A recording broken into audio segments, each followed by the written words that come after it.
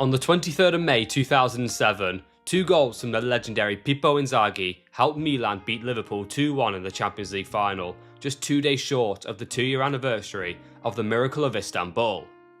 Revenge was sweet for Milan, and Inzaghi, who missed that iconic final due to injury, had his moment that elevated him into the pantheon of Italian greats. But how did this happen? How did one Brazilian take Europe by storm, and why were Milan originally banned from this season's tournament? In the summer of 2006, all hell broke loose in Italian football, as a scandal of size not seen since Rossoneri in 1980 was uncovered. This scandal was given the name Calciopoli, but unlike Rossoneri 26 years earlier, this was not a case of match fixing, but result influencing. After appeals, 5 different clubs received final punishments by the Italian Football Federation. These included fines, relegations, and bans from European competition for the upcoming season.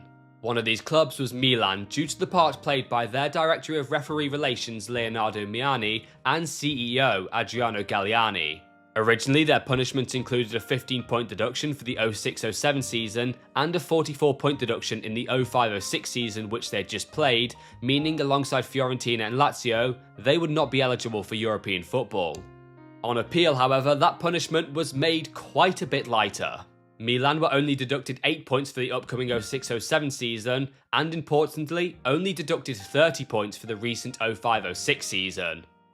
This meant that Milan finished 3rd in the league table, a position that guaranteed qualification to the Champions League qualifiers. There was a question of whether Milan would be banned by UEFA, but after a UEFA emergency panel established they lacked the legal grounds to ban Milan, the Rossoneri were eligible for the upcoming Champions League qualifiers. But they were going to have to do it without some of their stars. Out went Rui Costa, who returned to Benfica, Jaap Stam went back to the Netherlands, and the legendary Andrei Shevchenko had moved to Chelsea after his 7-year stint at the Italian side ended with 173 goals to his name. Coming into Milanello, defender Daniele Bonera, 20-year-old midfield prodigy Johan Gurkuf, and Shevchenko's replacement, Brazilian Ricardo Oliveira from Real Betis.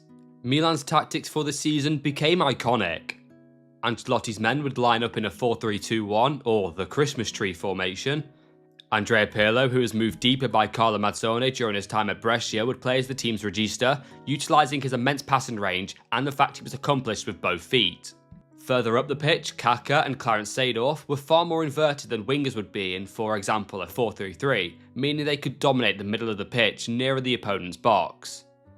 In order to combat any tactical issues, Ancelotti had 2 more combative midfielders alongside Pirlo to do more of the dirty work in Massimo Ambrosini and Gennaro Gattuso, although that's not to say they themselves weren't excellent on the ball. Finally, regarding width, Milan's fullbacks would push up to provide it when required. As Milan finished in 3rd place after the recent point deduction, the 6-time champions of Europe would have to qualify for Europe's premier competition via the 3rd qualifying round. Their opponents were themselves previous champions of Europe, Serbian side Red Star Belgrade, who won the competition back in 1991. It was only on the 2nd of August when Milan were allowed back into the Champions League, and 7 days later was their first game. Take into account the lack of preparation time and the fact Kaka Kaladze, Paolo Maldini, Alessandro Nesta and Daniele Bonera were all out of both games, this wasn't going to be easy for Milan and their manager Carlo Ancelotti. But 2 professional performances saw them qualify, winning 3-1 on aggregate. Now, despite not qualifying as league or European champions, Milan was still put into pot 1 as their coefficient was the highest out of any side in the competition, and they were handed a comfortable group of Lille, AEK Athens and Anderlecht. Winning 3 of their first 4 group games, Milan had guaranteed qualification to the knockouts early, with one Ricardo Kaka taking the plaudits after scoring the winning goal away at Anderlecht and then scoring a wonderful hat-trick in the reverse fixture. Kaka's stocks had been rising for multiple years. He was someone who could really pull a rabbit out of a hat when his team was desperate for it, and in the round of 16, he'd do just that in the most impeccable way possible. Their opponents were Scottish champions and 1967 champions of Europe, Celtic. This was by no means going to be an easy tie for Milan. Celtic had finished 2nd in their group, beaten Manchester United and Benfica, and hadn't conceded a single goal at home in the groups, a trend they'd continue after the first leg ended 0-0 inside Celtic Park. Milan made 4 changes for the second leg inside San Siro, and once again Celtic were resolute in defence, if not a little bit lucky, with both Kaka and Ambrosini smashing the crossbar. For a second time in a row, the game ended 0-0 after 90 minutes, meaning extra time would be played, and it wouldn't take long for the Brazilian magician to make his mark on the game. In the 93rd minute, Ambrosini gave the ball to Kaka inside his own half. He then shrugged off Neil Lennon and just ran at the Celtic defence. With everyone backing off, Kaka had free reign of San Siro, and one-on-one with Celtic's keeper, Boruc, he gave Milan a priceless lead. A lead Celtic couldn't take away. A true moment of magic from Kaka, something everyone would get used to. Understandably, Kaka was taking most of the plaudits, and there were even suggestions that this side was a one-man team, something Ancelotti was perfectly fine with. Kaka is a great player, and I don't take it as a bad thing when people say we are dependent on his performances. Milan always play their own way, no matter who the opponents are. Our philosophy is always the same: try to win every game. With that, Milan were in the quarter-finals, and it was set to be a classic under the lights, as their opponents were German champions, Ottmar Hitzfels Bayern Munich. Milan definitely had the better of the chances, however thanks to 2 goals from Daniel van Buiten, the game ended 2-2. Advantage Bayern. Alberto Gilardino was suspended for the second leg away from home, and although having Pippo Inzaghi as your replacement striker does sound great, the Italian had only scored 3 goals since the turn of the year. Also, he was predominantly being used off the bench, as Ronaldo, who is cup-tied since he joined from Real Madrid in January, had been starting ahead of him in the league. Before this game, Ancelotti said, "Filippo Inzaghi is an extraordinary striker, and he lives for the European games." Oh, how right he was. Bayern started off the stronger of the two sides, but Milan could count on one thing that they had over this Bayern Munich side: an abundance of experience. In the starting 11 alone, there were 7 different World Cup winners, a combined 13 Champions League titles between them, and they had an average age of 30. The experience paid off big time. In a 4-minute spell before half-time, goals from Clarence Seedorf and Pippo Inzaghi killed any chance Bayern had, and for a 12th time, Milan had reached the semi-final of Europe's biggest competition. The Rossoneri had produced a wonderful away performance to qualify for the semis, but their opponents in this round wouldn't be any easier. In fact, it couldn't have gotten much more difficult, as they were drawn against Sir Alex Ferguson's Manchester United, a side that were looking to repeat their antics from 1999 and win the treble. Just 2 days before their first leg in Manchester, the need for Milan to end this season with the trophy in their possession became even greater, as City rivals Inter won the Serie A title with a victory over Siena. And not only did they win it, they ended up winning it with a record 97 points. United were missing key players in defence, as Rio Ferdinand, Gary Neville and Nemanja Vidic were all out. Whereas Milan were at full strength, and the question on everybody's lips was, could Maldini, the man who played against everyone from Maradona to Baggio to Batistuta to R9, keep the lethal duo of Rooney and Ronaldo at bay? Well, very quickly that question was answered. 5 minutes in, Ryan Giggs' corner was headed in by the future Portuguese icon after his header couldn't be dealt with by Dida. Nevertheless, Manchester United may have had Cristiano Ronaldo, but Milan had a Ricardo Kaka. After the early United onslaught, Kaka equalised, leaving Van der Sar flat-footed in the United goal, before scoring one of the most famous goals in his career. After Darren Fletcher let the ball bounce from a long pass by Dida, Kaka stormed past him, flicked it over Gabriel Heinze to his right, and as the oncoming Patrice Evra was coming in to intercept, the Brazilian got a neat touch, forcing the United defenders to collide, and one-on-one with Van der Sar, Kaka slotted in neatly past the Dutchman. It was a goal that helped Kaka cement his status as, at the time, the best player in the world. Yet, despite the Brazilian's brilliance, this game didn't end up the way Milan were hoping. Thanks to a Wayne Rooney brace, United won the game 3-2, and both Maldini and Gattuso went off injured. Gattuso was fit for the second leg, but if Paolo Maldini wanted to win his 5th Champions League, Milan were going to have to win the semi-final without him. San Siro was at full capacity for the semi-final against Manchester United, and the fans were treated with what Carlo Ancelotti called perfect football. The Rossoneri blew United away for the entire match, and goals from Kaka, Seedorf and Gilardino humbled the Red Devils, handing them a 3-0 defeat and ending their treble hopes.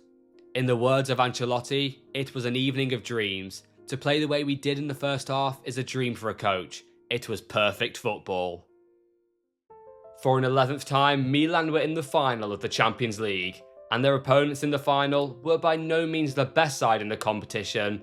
However, it was a side that Milan knew all too well. Liverpool were once the best side in European football. However, ever since the end of the 1989-90 season, with the rise of Ferguson's Manchester United, Wenger's Arsenal, and Mourinho's Chelsea, the Reds hadn't even won one league title. In fact, they'd rarely even come close.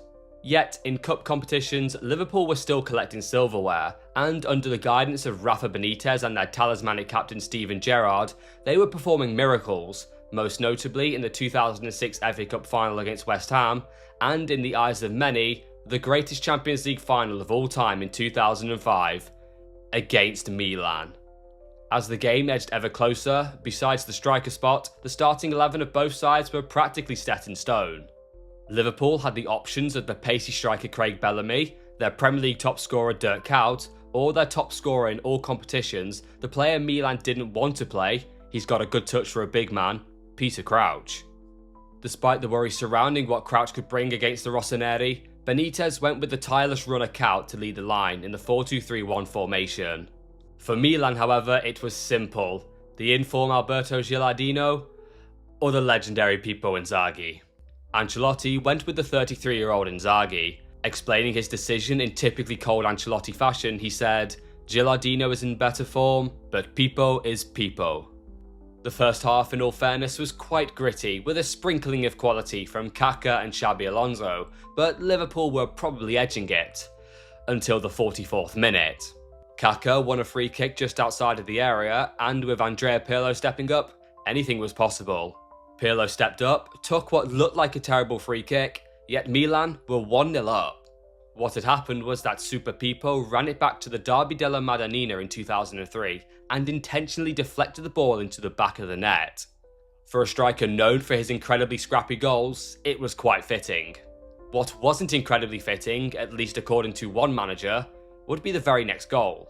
Sir Alex Ferguson once described Inzaghi as born offside, yet with 8 minutes to go, Inzaghi timed his run to perfection, rounded Pepe Reina, and coolly slotted the ball into the open goal.